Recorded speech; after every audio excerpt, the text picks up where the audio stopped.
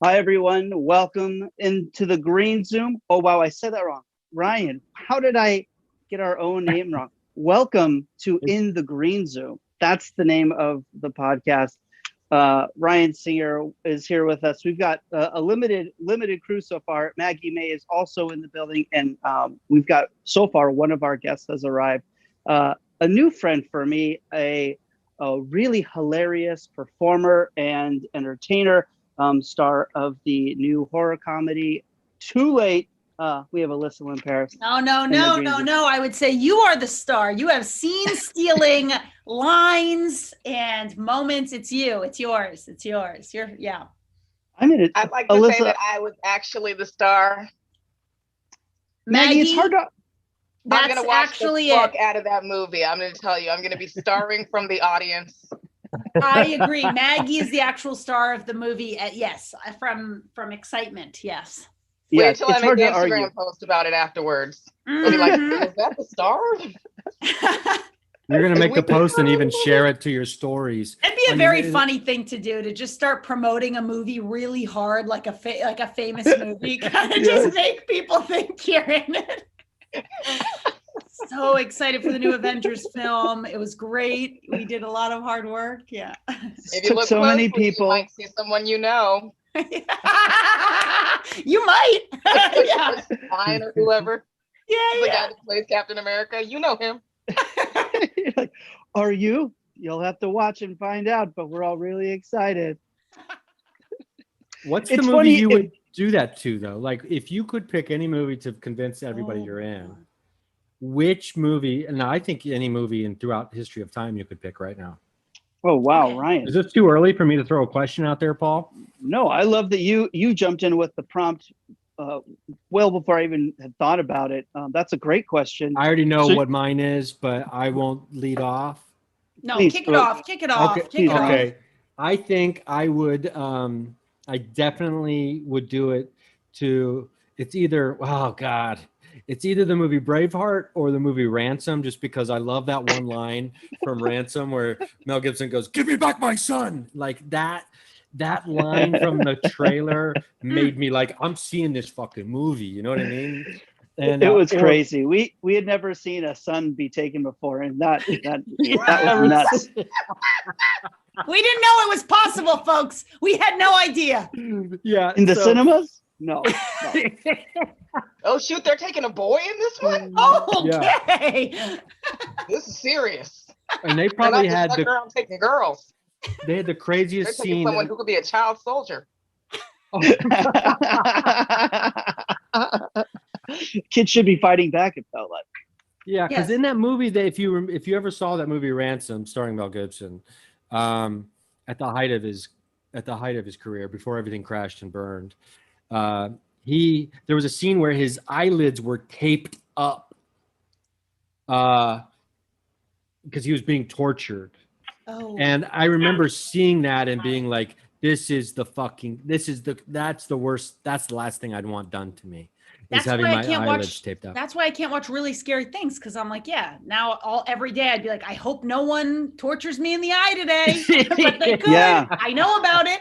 Yeah. My imagination's like, I'm at a movie, let's go there. I'm in it.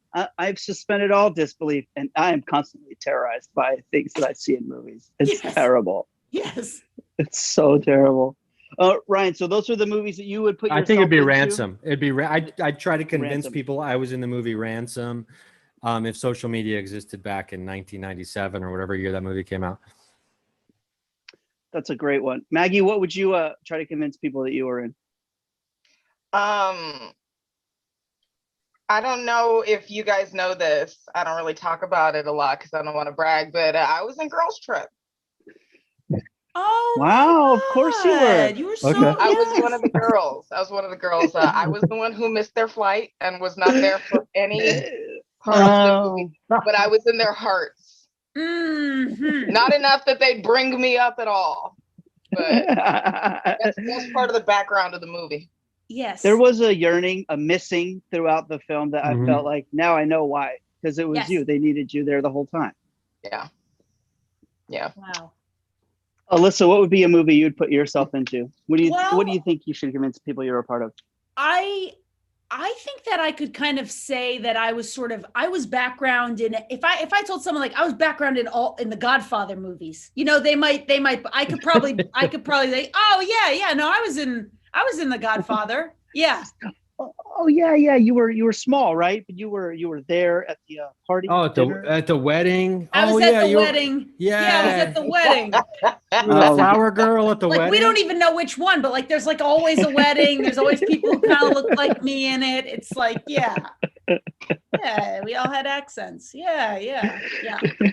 It was a thing we did back then. Yeah. For me, it would definitely be Who Framed Roger Rabbit. Oh.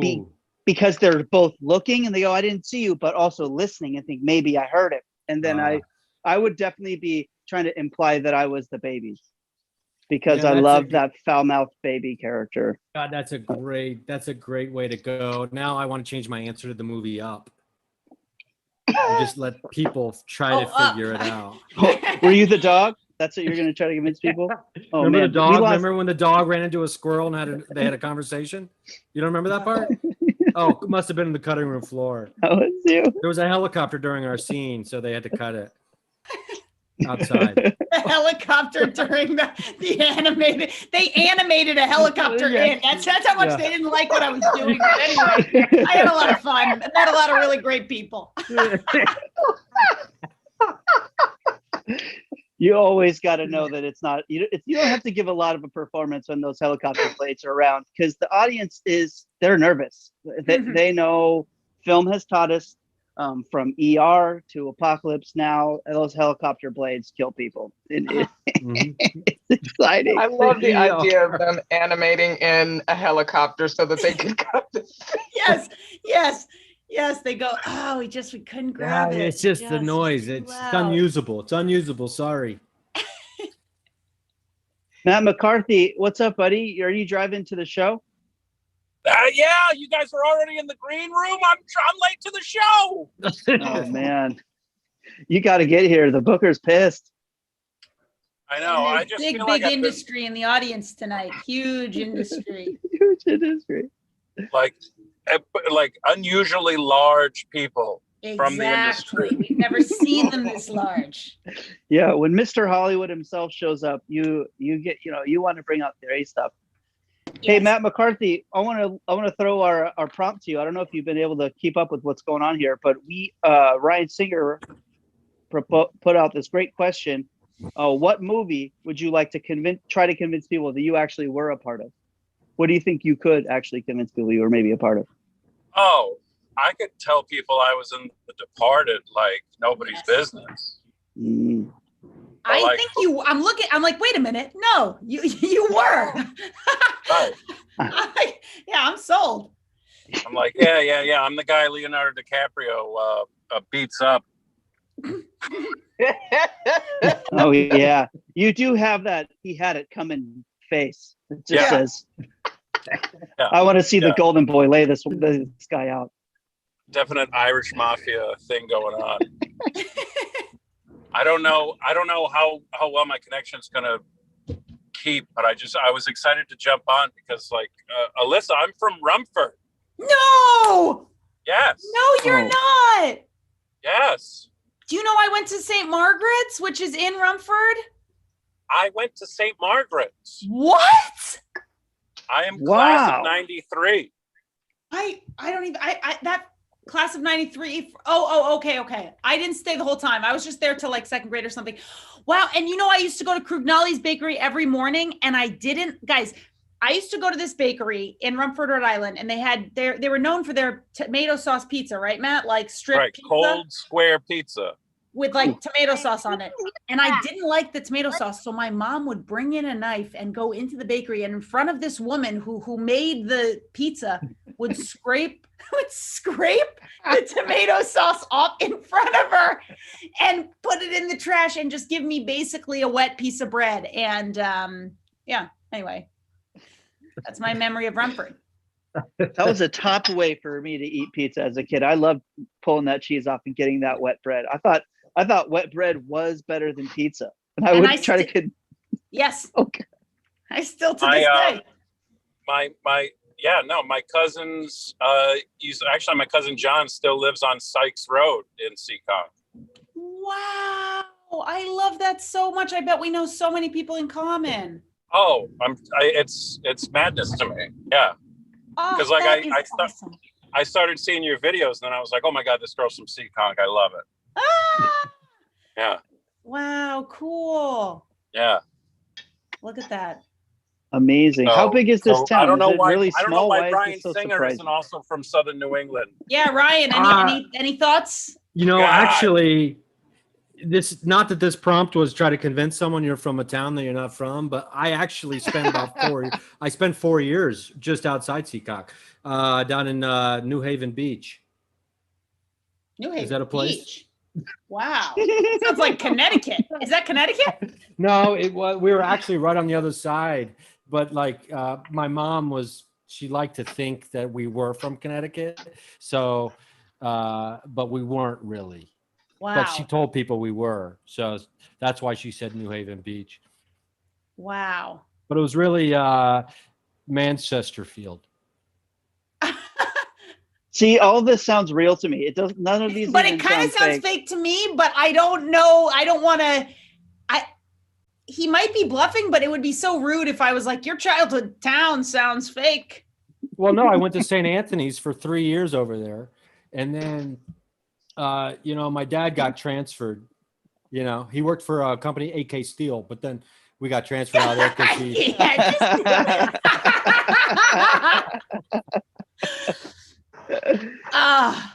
Alyssa, you were saying that you don't like scary movies?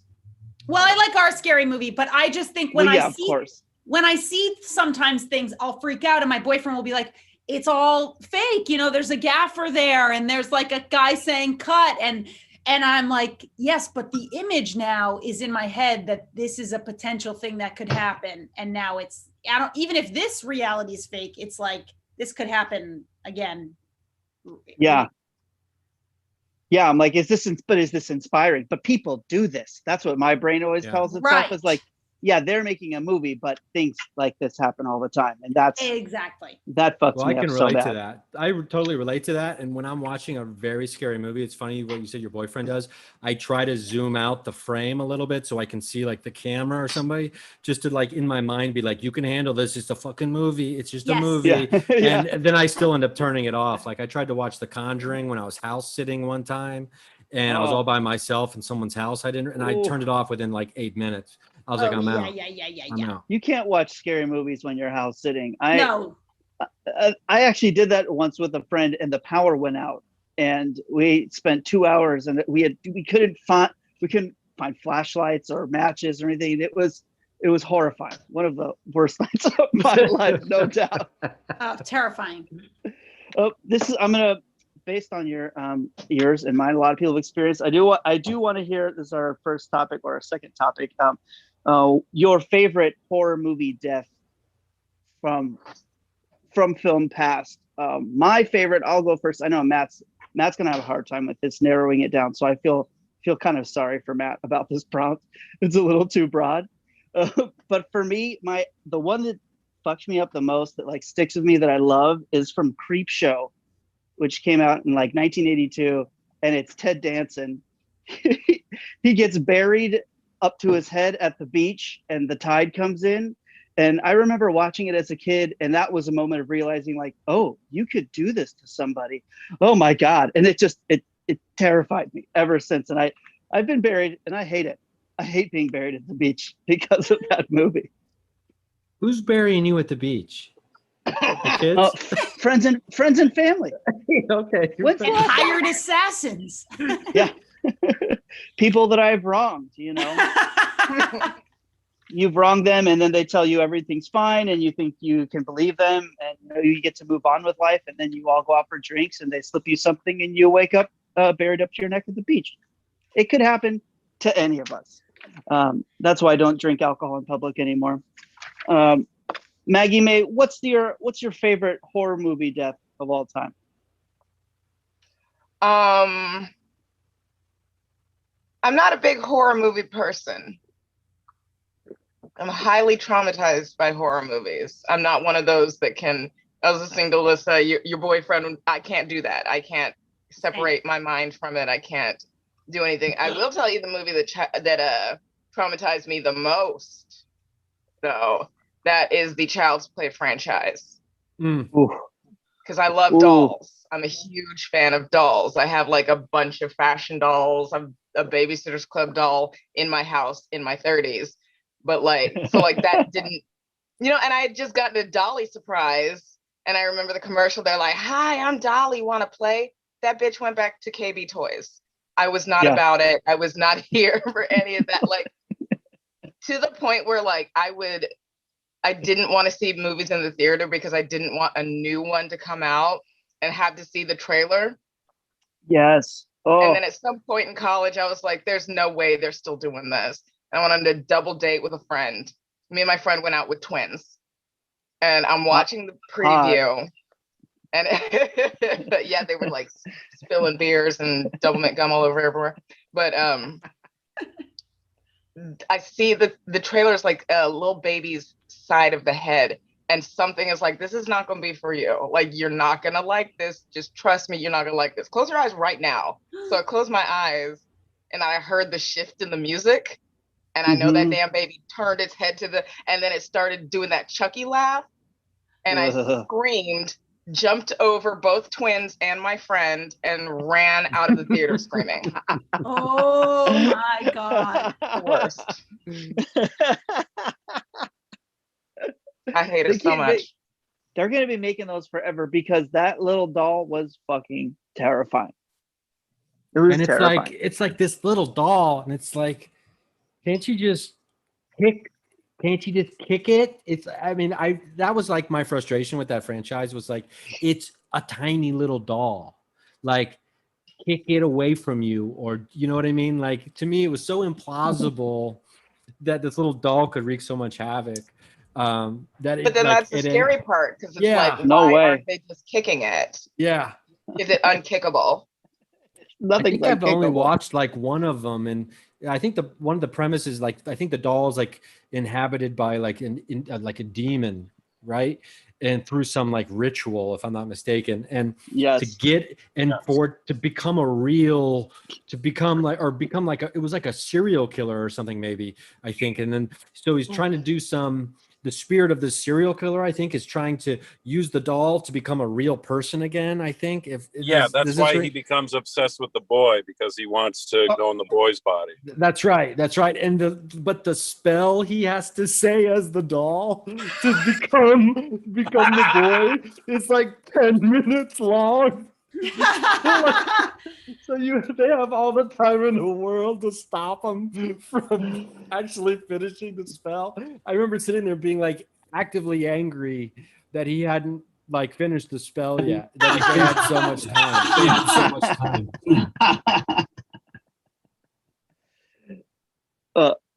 Alyssa, do you have a favorite? I don't think I have.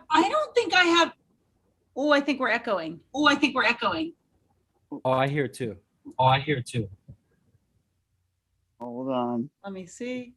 Is it like that on my end? Is this the trailer for like the new horror film called The Echo? The Echoing? I think we got it. Yeah. A Star of Echoes. Oh no. Okay, we fixed it. it. Alyssa. I don't know. I don't have one because I also get kind of terrified. But is the question the most traumatizing death? Or the best death? I would say the one that you either liked the most, or it seems like whichever one has stuck with you the most is also a good way to. This is a spoiler for Sopranos, so if someone hasn't watched Sopranos, just block your ears at this point. But when they kill Adriana in The Sopranos, that was like that death has stuck with me more than any TV killing, because it was like, that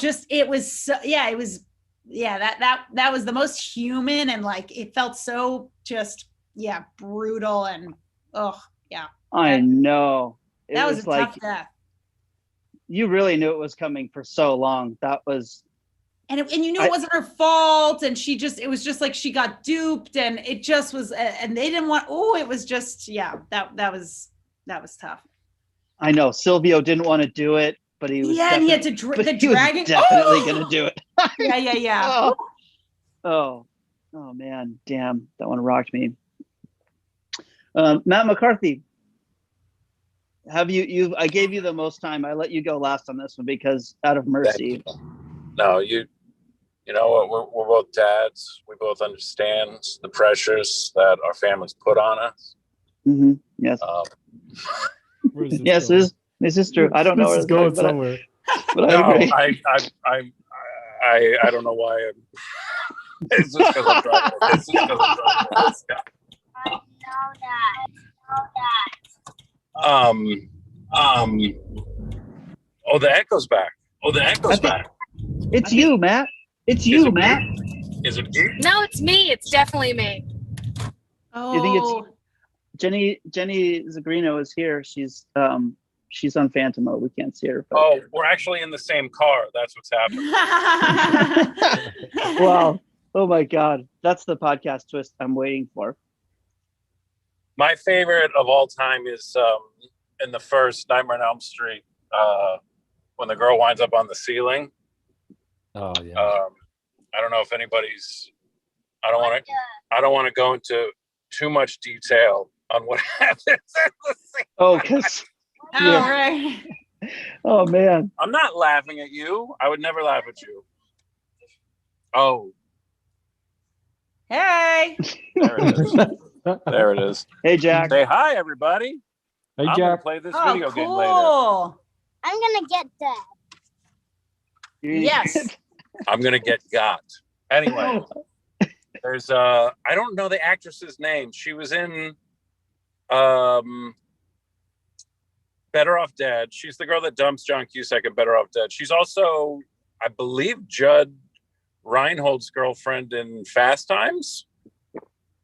I'm sure she wound up playing like a mom on some random TBS sitcom at some point, but at any rate, she's the first one to go in the very first Nightmare on Elm Street, and they were never able to top it in the rest of the series. I mean, like, there were other ones that were like more bizarre, and they kept, like in improv terms, they kept heightening, but like there was never anything as impactful and downright frightening as her scene in the very first movie. I'm gonna have to revisit that one, even though I don't want to, and I've sort of sworn off. The pandemic, especially, I was like, "There's no way I'm watching a zombie movie right now. Right? I don't need that stress. The droning stress of horror films I don't need it. Of course, too late. Not stressful at all. Well, what they do is they cut it with comedy, Alyssa. As you know, you're bringing your comedy chops to it, as well, Jenny Zigrino and a lot of the other great cast. And it's balancing out the recipe, the salty and the umami. There's an umami-ness to it. That's the horror. Are you going to tell us where we can see this movie? You can download it. You can pre-order it on iTunes now if you want to view it. Oh, you can. You can. It's on all devices. It's on all devices. I do believe. Wow, Alyssa, that seems almost too easy. You can just go and do that right now, like on my iPad. You could watch it. You're watching on iPad. I don't recommend watching on your phone because this is a big ideas type of story, and you're gonna want to see Alyssa's work on a much larger, at least an iPad, at least an iPad. Yeah. Put it on the tablet, for God's sake.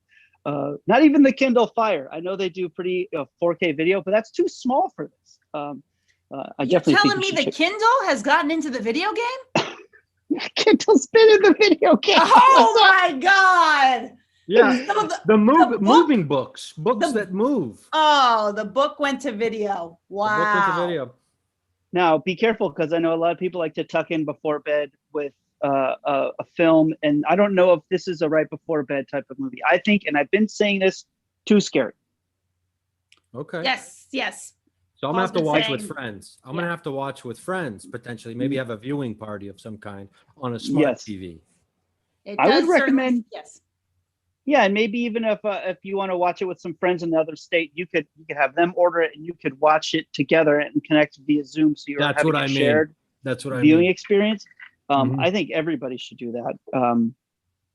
It's certainly how I'm going to be spending my summer. I'm going to be organizing these with all of my family members private viewing. Constantly throughout the summer. It's like the Just Cutco gonna of be- movies. You like doing like 2 screenings a day. I'm opening up as a side hustle. You can subscribe to it. You can tune in, or we'll do a private. I'll be your private dancer.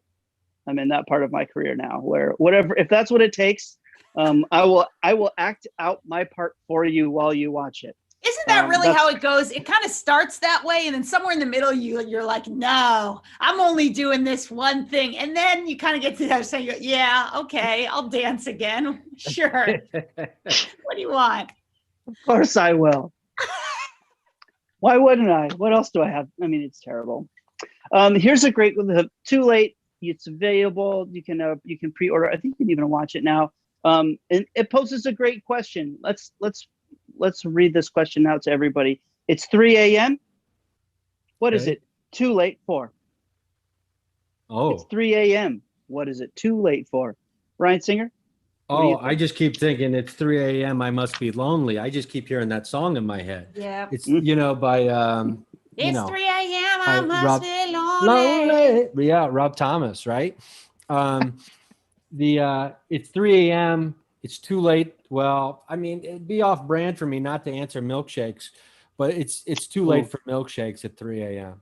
2 a.m. Like, you just under 2 a.m. Still 2 fair a.m. game. Yeah, because 3 a.m. is the witching hour. 2 a.m. is the milkshake hour. You get in at that 2 a.m. That's a perfect diner milkshake time. But 3 a.m. too late for a milk. Too heavy. No, heavy. they're and plus they're cleaning the blender by that point. You might get little suds and you don't want that. Yeah. I once ordered a milkshake too late at a Fred 62 in Hollywood, and I ordered a strawberry milkshake because I'm a sweet boy. And it was a tomato flavored milkshake, and I'm wounded. They would say, "Well, tomatoes are fruit. Tomatoes are fruit." They'd salty creaminess. You want a ketchup milkshake? No, not even in Canada would that shit fly. This is horrible. Alyssa, it's 3 a.m. What is it too late for? I would say it's too late for like rational thinking. We're in a danger zone. 3 a.m. It's not good. This is not the time to think new thoughts or old thoughts. Okay, you want to try to cut those out right away. Yeah, you got to get out of your mind altogether. That is get in your run body for the hills. No thinking at all after. No. That's best case scenario. Because when I hear someone likes to ride at night, I'm like, aren't you spiraling at night? When do you spiral? What are you riding? Yeah. That's when I'm fully untethered. I'm not going to sit down and tighten anything up at that point. Totally. And Your man, a tough manifesto? time. 2, you can still kind of fall asleep. 3 to me is like it's getting close to 4, and that's the morning. So then you're worried about the next day. It's just, Yeah, 3 a.m. is full of I fucked up. Yep. I'm like, no reason to be doing this right now. But isn't that also the time when like you're like the most optimistic about the things you can accomplish the next day? Yes. No.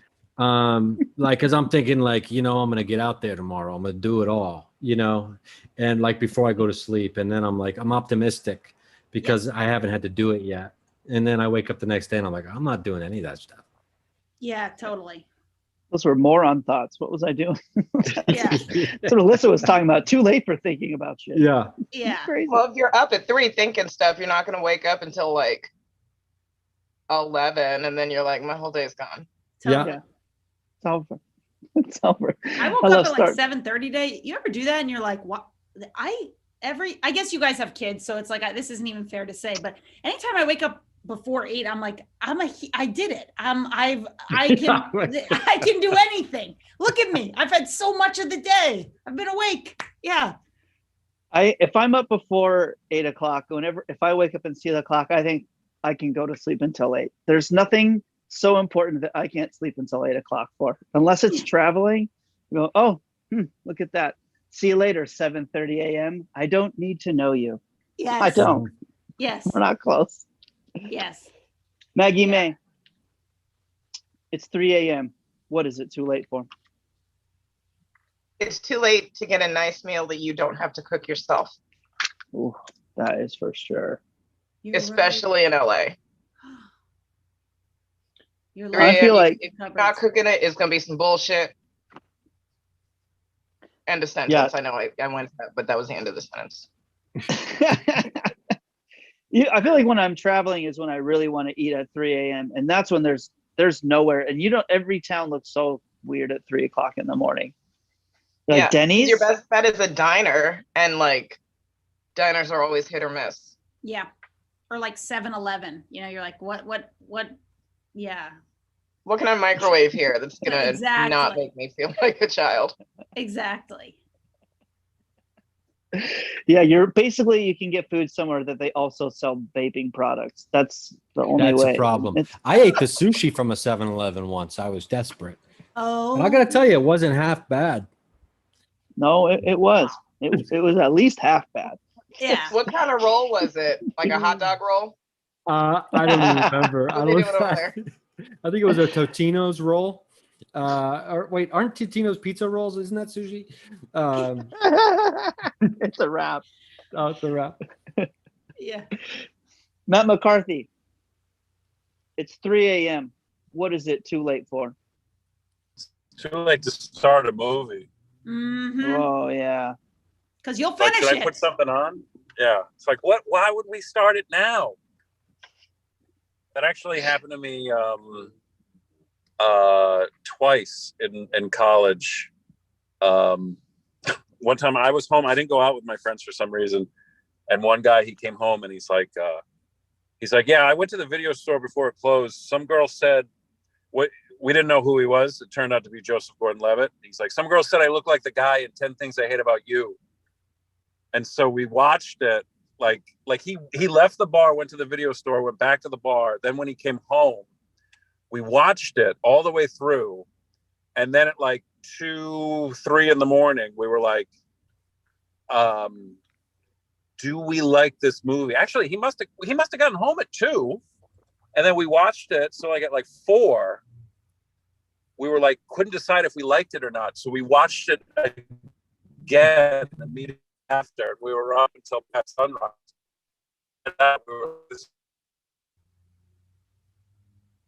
Cool. Thanks, Matt, for driving into the Matrix. That was cool. Well, they ran it back. I don't think I've ever ran it lost back Matt. like that. Watched a movie and ran it back immediately? No, I've never wanted it that bad. I've never cared. That's too much.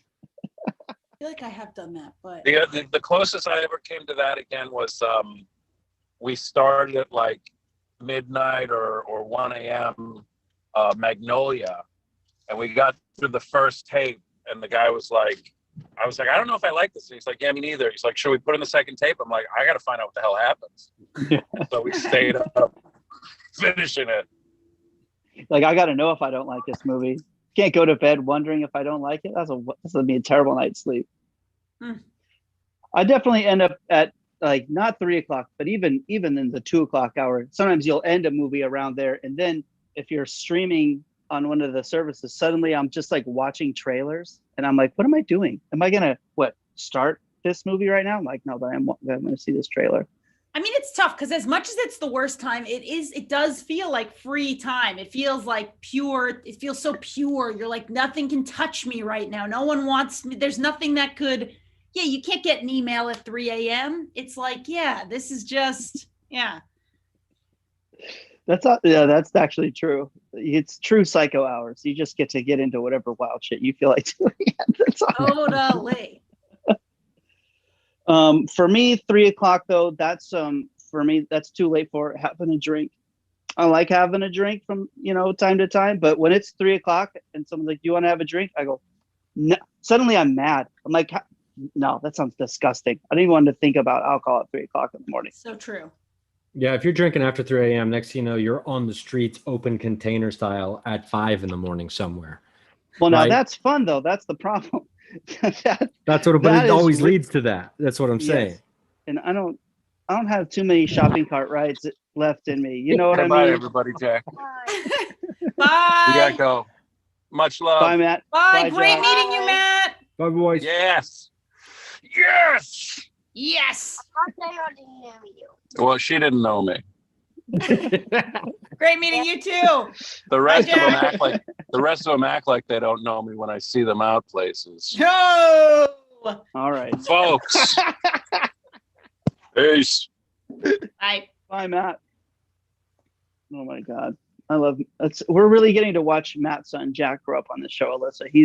He's been on more episodes than some of our regular cast members. Oh, no way. That's so sweet. How old is he? I have no concept of, you couldn't pay me to tell you how old he was. I could, 5? I think 6. Okay. Ryan, do you know? I know if I knew what grade he was in, I could tell you how old he is, probably. Mm. Wow. Because it's that old. All right. First grade it's 6 plus whatever the grade is. That's how old a kid is. That's so a good trick. First grade is 7, second grade's 8. I think he was in school. No, you don't. That's not right at all. This is right. I was 12 years old in 11th grade. That's wait a minute. No, it's 6 plus 11. Hold on. 6 plus 11 is 17. Oh my God. No, my kids are now out of school. I don't want to hear numbers like this for a while. I just successfully completed my second year of 4th grade math and I'm done, baby. I don't want to convert any fractions. I don't want to talk about mixed unit anything. I didn't want to hear it. I'm over it. So they're still doing that, huh? They're still doing it to the kids? Math? No, the worst part is, Alyssa, is, you've probably heard them talk about how there's like a new math situation. The reality is they're just proposing multiple ways of solving everything every time. And it is very confusing. It's there's always like 4 ways to do it. I'm like, this is bad. This is no good. Right. Because the whole point of math is I like being like, there's one way to do this. There's almost something nice about like English class. It was like, you could write the essay 1,000 ways. Math, it's like, there's only one way to answer this. There's something kind of nice about that. Yeah. But they're like, you got the answer. How else could you solve it? Like, whoa. I got the answer. Oh, you got me. I only knew one way. Fuck. Yeah. I can't handle it. I don't want to do any more math. This is our next subject is based on my shirt. Normally I don't do shirt comedy. Actually, it's not true. I've done a lot of shirt comedy in my life. What am I, the world? What do you think the rest of this shirt says? What is it? What am I, the world? What are you specifically, Paul Danke? Mm-hmm. This is a shirt identifying me. I'm the world's something. So you have to. What do you think? I am the world's. Maggie, Maye, you up first. Okay, so knowing you yes. You like to be at the beach, wear ponchos and shit. Mm-hmm. It probably says world's citizen. Ooh, oh, okay. It probably said some shit like that, or like world's. I would have said world's sun, but you were more likely to wear a shirt that says Earth Sun. That's your energy. You really do know me. That really is my energy. I love that. Ryan Singer, what do you think on the world? Well, I mean, everybody knows you're a hunk. That's true. Everybody knows you're a papa hunk. That's true. And Father's Day is coming up. I don't want to say it's like world's greatest dad, but I do think that in your shirt arsenal, you might have world's hunkiest dad shirt. This is a good guess. This is a very good guess. Alyssa. So Ryan, we're thinking the same thing. I'm thinking Father's Day is looming around us, worlds, we're talking about kids, but maybe because you're a funny guy, the kids know you're funny. Maybe they go, oh, he'll get a kick out of this. Maybe it's world's worst dad. Oh. Maybe it's a funny graphic tee. You could be moving units with this t-shirt idea, Alyssa. I just want to let you know, I'll take a World's note. Worst Dad could really move. That is not the shirt I'm wearing, but very close. World's Dopest Dad. Oh, hunkiest, dopest. Hunkiest and funny, and yeah, it kind we of got close. We were honing in on it. Yeah. You really did. I really felt as I wrote down this idea as a question, I was like, I'm inviting a roasting, and I knew that was coming. And instead, I just felt like you all very accurately Venn diagrammed me. This T-shirt was right in the middle of the three suggestions. Yes. Wow. That was really actually powerful for me. I think they got this for me as a joke. Paul, yes, can I chime in with some chat action? Yes, please. There was a guest in from the chat. Mary Radford said world's best host. Oh, that is so nice. Look at that. Mary. Look at that. Mary, that is so meaningful. But if I was to have a shirt like that, it would mean the fans would have had to send it. And not that good of a host. You know, let's just got to be. Am I being humble or honest with myself? I don't know. No, thank you, Mary. I really appreciate it. It's funny to wear a shirt this tacky around in public, and I do enjoy that. I was walking my kids today, and I know that every odd person is thinking, "What an asshole!" That guy.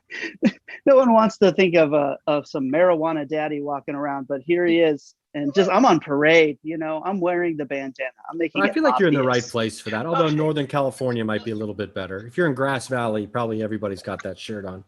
But if I was in Northern California, I wouldn't be so bold as to wear this shirt. I've seen a young father with long dreadlocks wearing a child in a baby Bjorn riding a longboard. Okay, I know up there, I'm not the world's dopest dad. I'm checking my shit hard. What if he rolls up to me and he's like, "Are you?" And he's like, "Prove it." And then we're like doing ollies and I have to give him my shirt. I don't want that. That dad is too dope. You could be too dope as a dad. He's not the father of that child. That's too much dopeness. He's the galaxy's dopest dad, and he's got to get his own fucking shirt. It's like, buddy, you aren't even from this planet. I wanted to ask another question that was very you and Jenny inspired, and unfortunately, Jenny's audio wasn't cooperating, so she can be a part of it. But you and Jenny get to play best friends in this movie, and it's so cute. It's I would say it's one of my favorite parts of the movie. I just love you two together.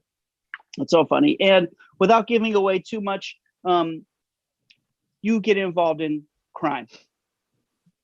The two of you are involved in crime. And so that brings us to our next question. What character trait do you look for in a friend to do crimes with? Oh. Ryan Singer, what do you look when you are about to do a crime, whatever crime you're thinking, whatever pops in your head, what do you need in a friend that's going to aid you in this crime? Well, growing up as a latchkey kid, this was an important question as a kid. Growing up, you know, because we were unsupervised.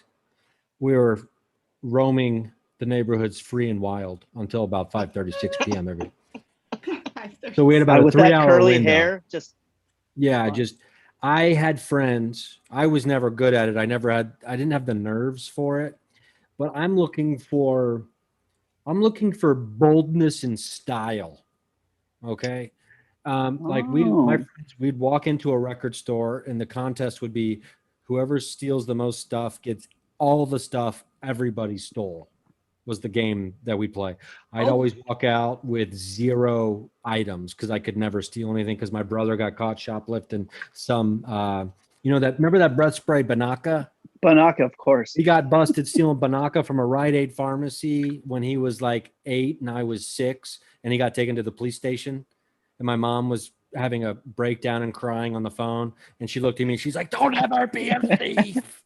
And that stuck with me. So I could never steal anything because I just remembered my mom scream crying, having to go pick my brother up at the police station.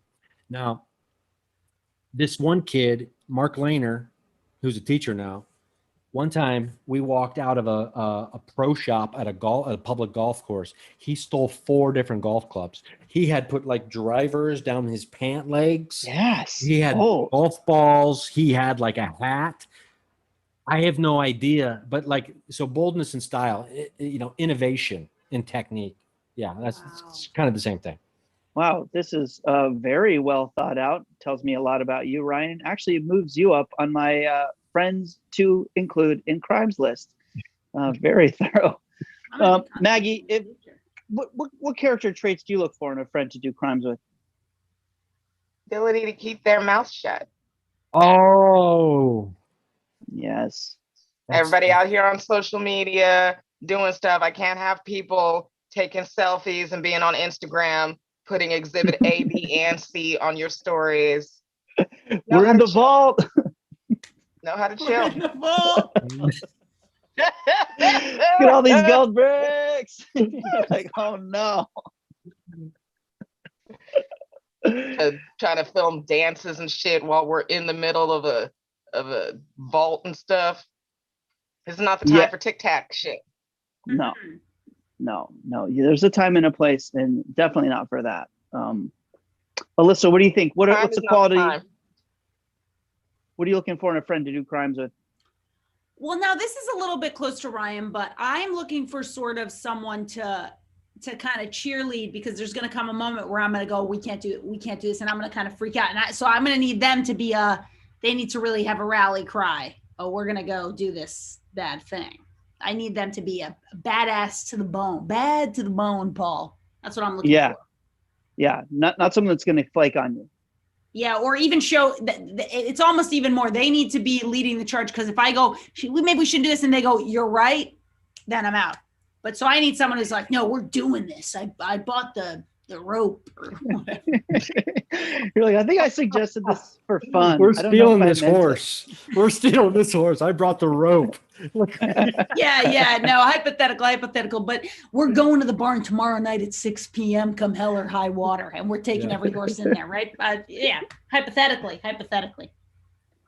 Yeah. Someone that's going to take charge. Purposes only, hypothetically. Yeah, tomorrow night. Yeah. It's almost like the same person that plans the Vegas trip in your friend group is the same person. That's usually a good crimes person. That's right. They're like comfortable with talking to limo drivers on the strip and figuring something out. That's good. Yeah, logistics. Yeah, planning, emails. I think for me, if there's a trait that I really need in someone I'm going to do crimes with, it is brains. I need a smarter person than I am, because I think I'm smart, which lets me know, oh no, this dummy, I fuck it up so fast. I need someone to go, Paul, wait, just be patient. I'm already out the door. I think I'm a wheelman who thinks he's an idea man. You know what I mean? But I should really just be driving the car. Mm-hmm. So I'm looking for my Danny Ocean out there, or Jacqueline Ocean. I would rather be in the ladies' crew, whoever that was. Did you see the Ocean's 8 movie? I only saw Ocean's 11. I didn't. Why? Yeah, the classic. You checked out for the majority of the Ocean's franchise. Can you believe it? Believe it? I said I loved it. Good enough. Perfect. I'm out. They use Scott Conn less and less, so you're smart. Yeah, you're smart. Out of respect for Scott and everything he's doing. Everything he's doing. What else has Scott Conn done? I don't know. Oh, the other thing I think you really need, and this kind of goes with what Maggie was saying, is I want a smooth liar. Yes. I want a real silver tongue. You need a silver tongue on the team. Yeah. I feel like this is, in every heist movie, there's the freeze frame where they put up on the screen the title, escape artist. Yes. And then it's like mastermind, and there's like, they got a pen. Yes. Or something. Yeah. So I can see you as the wheels guy, but I also, Paul, see you as the silver tongue. It concerns me that you don't understand the high level of silver tongue you have.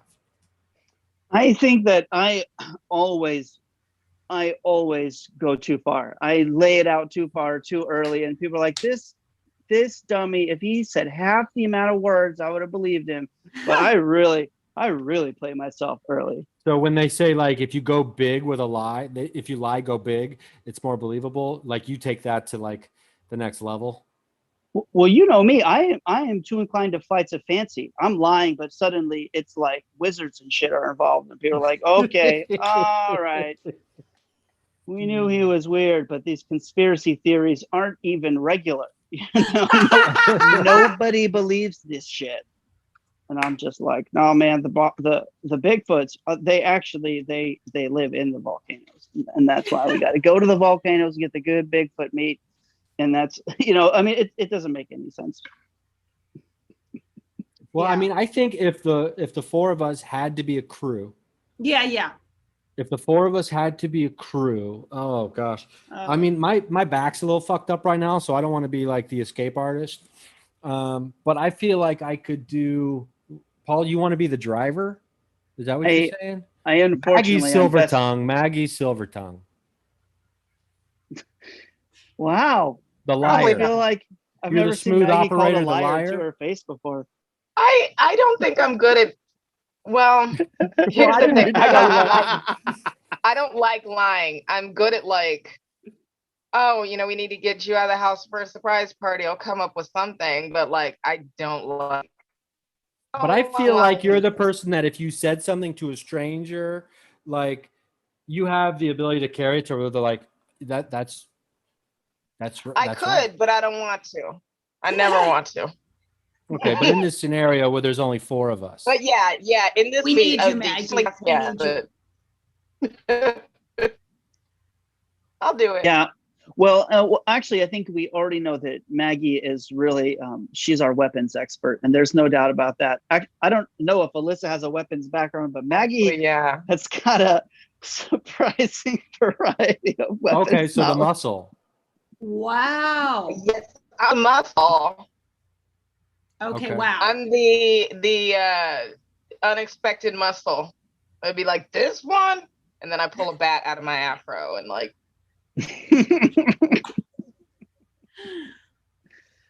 Alyssa, I feel like you're a great point person and that's probably why you're the lead of the hit film Too Late, available now on demand in your home.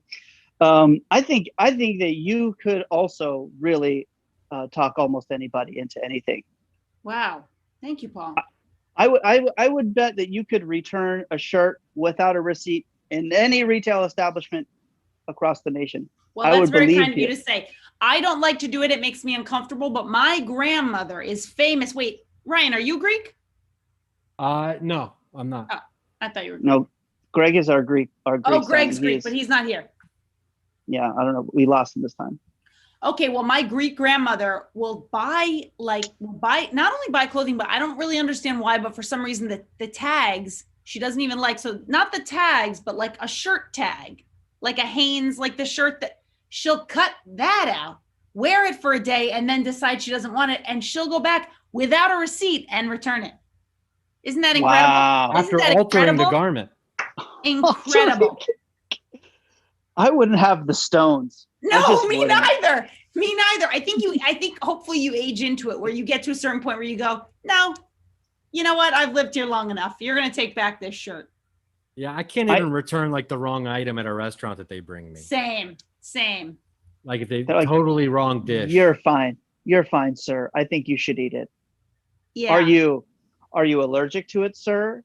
Well, right? Just eat it and take it. Shut up. Don't be a problem. No, I'll send it back in a minute. Yeah. If I'm going out, I want what I want. And if I said what I wanted, like I'm not going to be mean, share at them or nothing like that, but I'll be, I'm sorry, this is because if I wanted to eat what I didn't want to eat, I would have stayed home and not paid any money. Gone to 7-Eleven at 3 a.m. Exactly. I would have known what I was getting into with their hot dogs and shit. Picked it out myself. I don't think there's anything wrong with being like, sorry, this is not what I want. I mean, if you're kind about it. Agreed.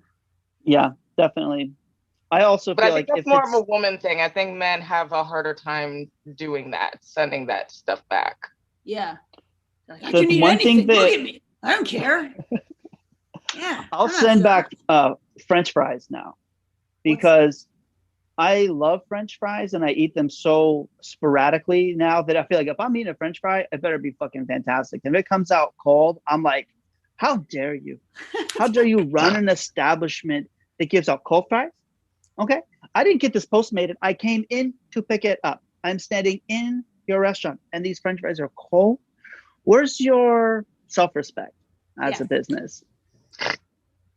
How return? I'm not returning this. You are correcting this because I came here for French fries. You better fucking give it to me.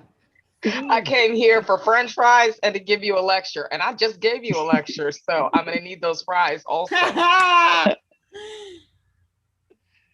never try to return food to a guy with big ear gauges in his ear at a restaurant because they don't give a fuck about their job. Or really, you can return anything to them. They're usually down to I'll return. They want to fuck the establishment. They're like, yeah. Yeah, fuck their food costs. Fuck their food. We're gonna get them at that's how we take down the system. This is how we food win. Costs. Yeah. Yeah. I fuck up every order just a little bit. Yes. Just a little bit. Oh Well, man, if you now I fuck want up your- fries. I know. Oh You my did it. god. You did it. It's fry season and I can't It's help fry it. season. Yeah. It is. My girlfriend's got me addicted to the Cajun fries at Wingstop. Oh my god, that sounds so good. And they give you, if you order the large, I mean, they give you a lot, and they're like that perfect combination of like hot and soggy. Yes, I know what you mean. Where it's got all the flavor just in that little soggy juice, a little bit of juice. Yeah, they knew you're supposed to leave the juice in there. That's good. That means they really care about your happiness. I mean, I can walk to a Wingstop from my new place. I mean, I'm not afraid. I'm not afraid. Just walk. I mean, just walk over there and be like, hit me with the usual. Like I'm like Norm. Oh my god. On Cheers. Like I just sit at the bar in the Wingstop. You're just sitting there reading about crystals in a Wingstop. Yeah. I mean, you are an anomaly, Ryan Singer. I didn't think you existed. If I didn't know you were real, I wouldn't fucking believe it. I got leftover Wingstop in the fridge right now. Don't try me on this.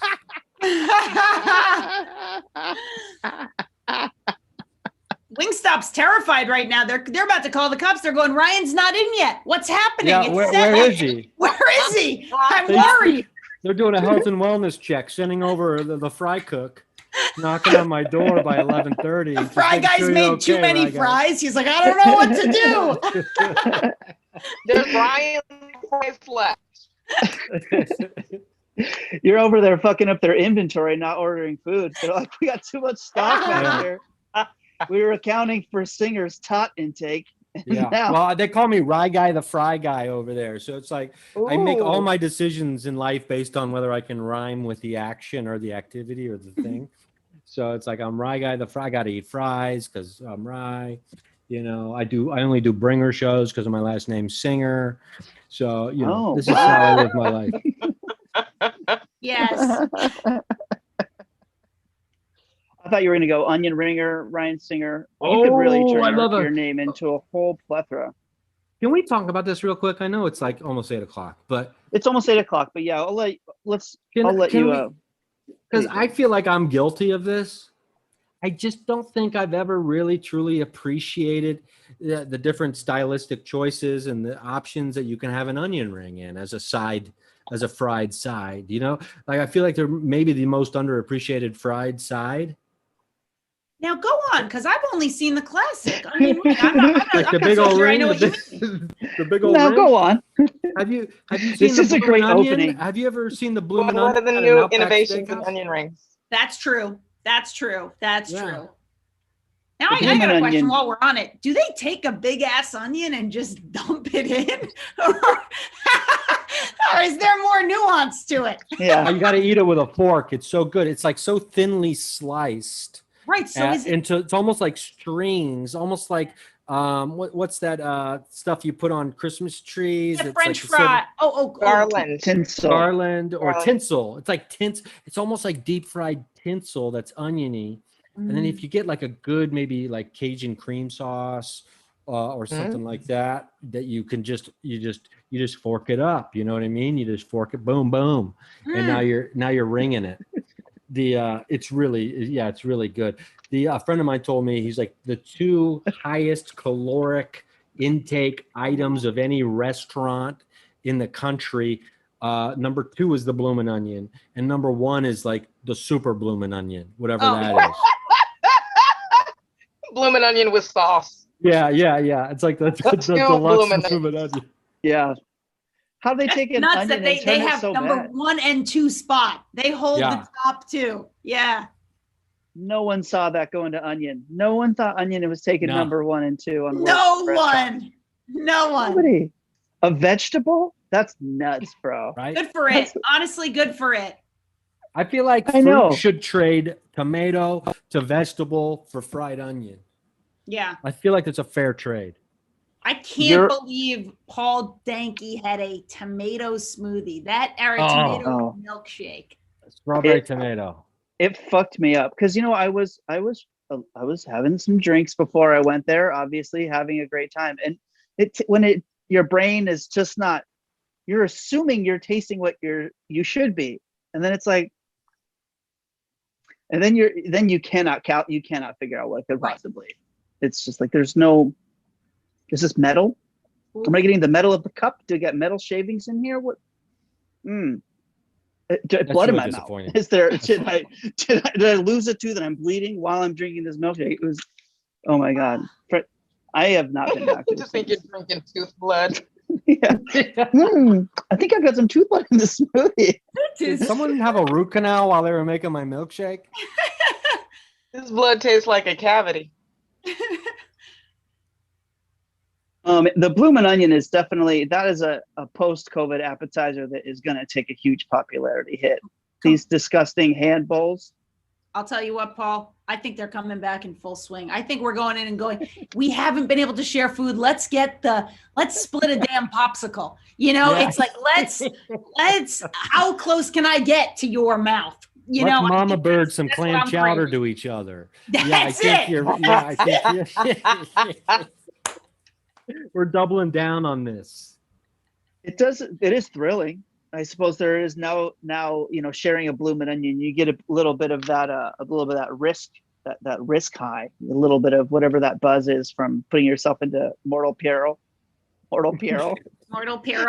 How did I pronounce peril? That was very wild.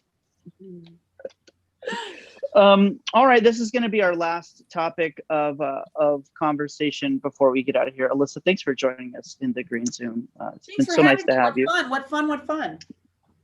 This is nice. This is more time than Alyssa and I spend on screen together in the hit film Too Late, which you can come and appreciate, where we walk past each other, I think, in a scene. I think that's how much we actually, but you could tell, you could just feel like you can feel it. You can feel the sequel. There's going to be a lot of our characters. Yeah, you can feel walking past each other. Yep. Got a real ships in the night energy. Is that what you're saying? Absolutely. There's no doubt about that. 2 very important ships, both going very important directions. Yes. Yes, my final question of the night will be, what is an appetizer worth risking your life for? I think the bloomin' onion is inspired by the danger of the bloomin' onion. For me, an appetizer worth risking your life for is shrimp cocktail. Oh, because every time you eat it kind of feels like a gamble anyway. So now I feel like it's just right. It's ready. It was already dangerous, now it's triple dog dangerous. Yeah. Maggie, what's an appetizer you'd risk your life for?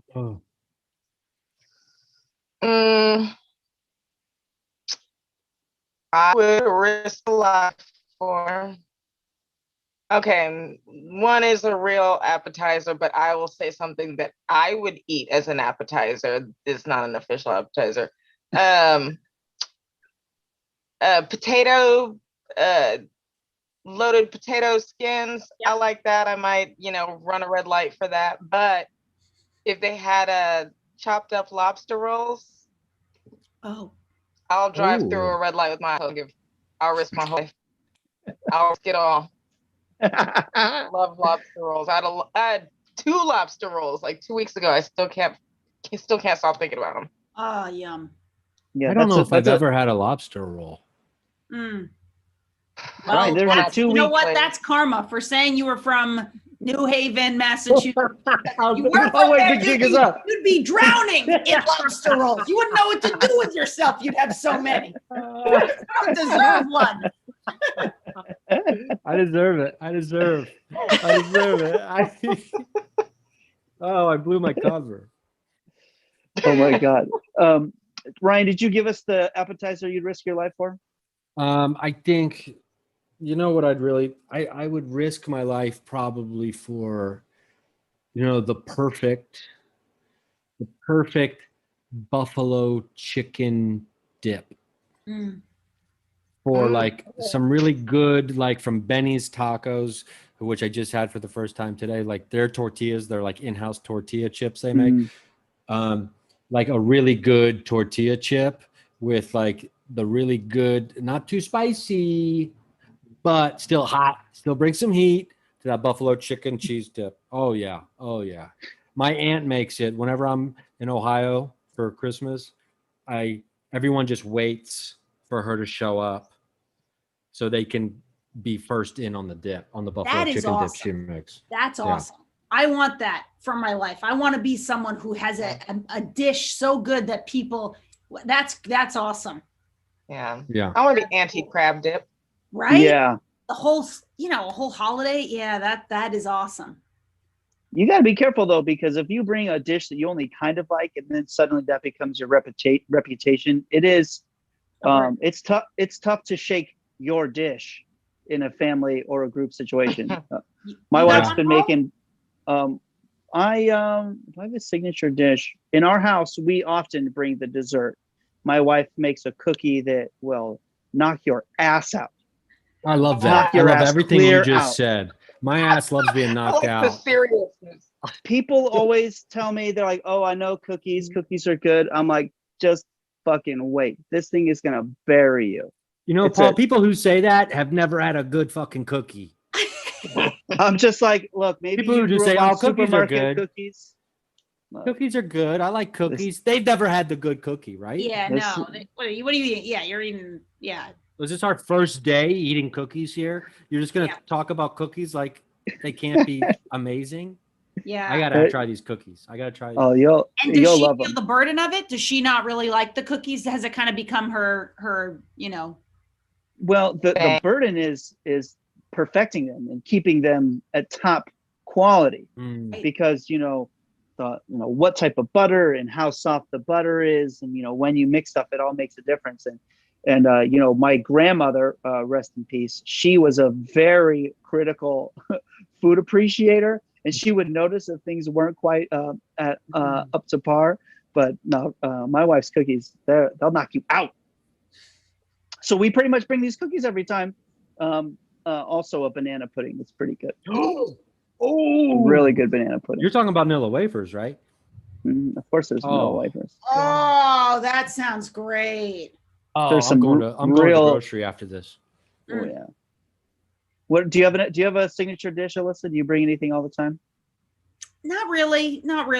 No, but I remember my brother and I once being young and being like, we want this, we want to do this, we want to have a thing, and we made gotta be the world's worst cookies we've ever made, because we tried putting everything in it. But no, I'm still on like a quest for that.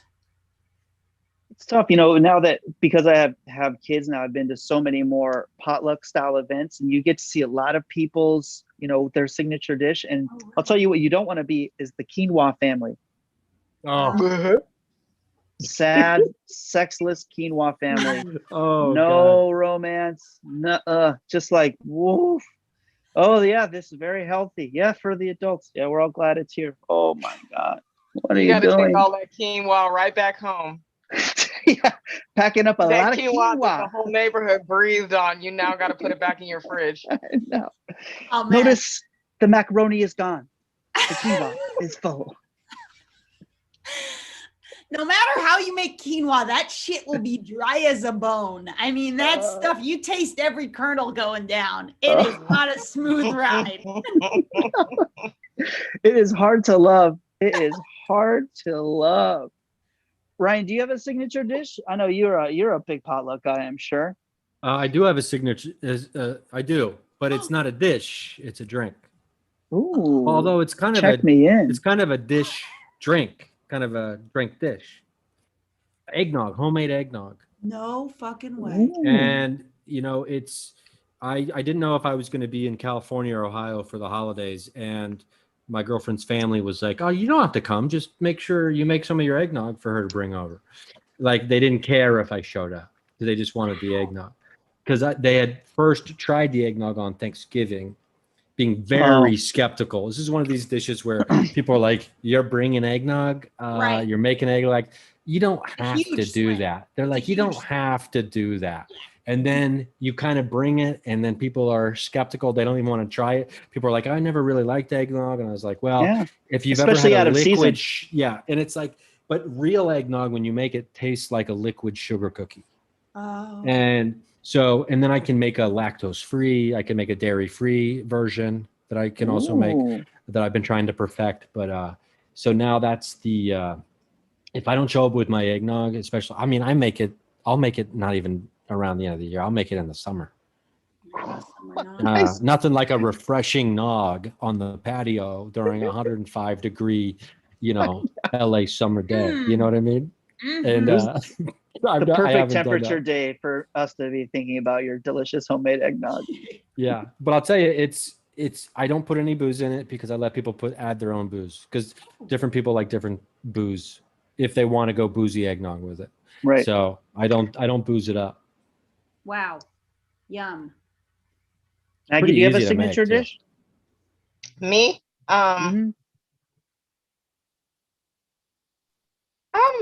Let's see. I'm everything in a minute. Probably like I make a good queso that I like to bring. I put all kinds of stuff in that. I did a lobster queso one year for Christmas. It was badass. I do a macaroni that's pretty tight. Yeah. I'm blanking on them right now, but like, trust me, if I did, I'm bringing back home. I mean, you had me at lobster queso. Yeah, lobster queso. Let alone multiple options. Then I can only imagine what the other stuff is. My God. Yeah. Yeah, I was like, this would be a signature dish at a Guy Fieri restaurant. Lobster queso, like this sounds fun and funky. I love that. Thank you. The compliment. I love Guy. I love Guy Fieri. Oh my God. Every restaurant he goes to, I'm like, this is exactly where I want to go to lunch. No misses. No misses. Back now we got all I do is watch Triple G. Oh, Triple D? Yeah, are you kidding? That's how I never studied abroad. The grocery games. Ooh. I don't know anything about the grocery game show. I gotta check that one out. You need to. Alyssa, you gotta hit us with the appetizer you would die for before we get on out of here. Okay, before we get on out of here, the appetizer I would die for. Quinoa salad, bitch.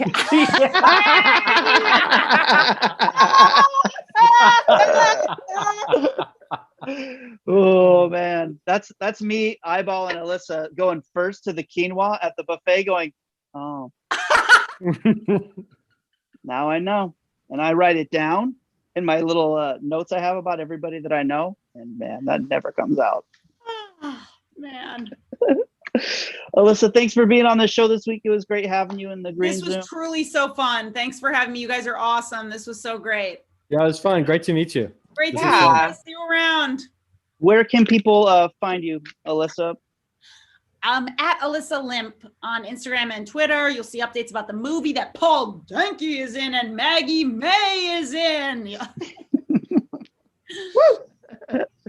Yeah, check it out. And I love all of your videos. I tell you all the time, I've sent you too many messages already saying how hilarious you are, but so funny.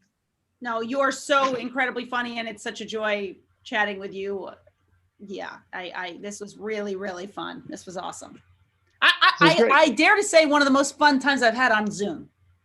Hey, now that's tough. That we're gonna put that in our blurb section. We're gonna quote you on that. I've already printed the t-shirts. Thanks so much for joining us, everybody. We'll see you next time in the Green Zoom. Thanks, everybody.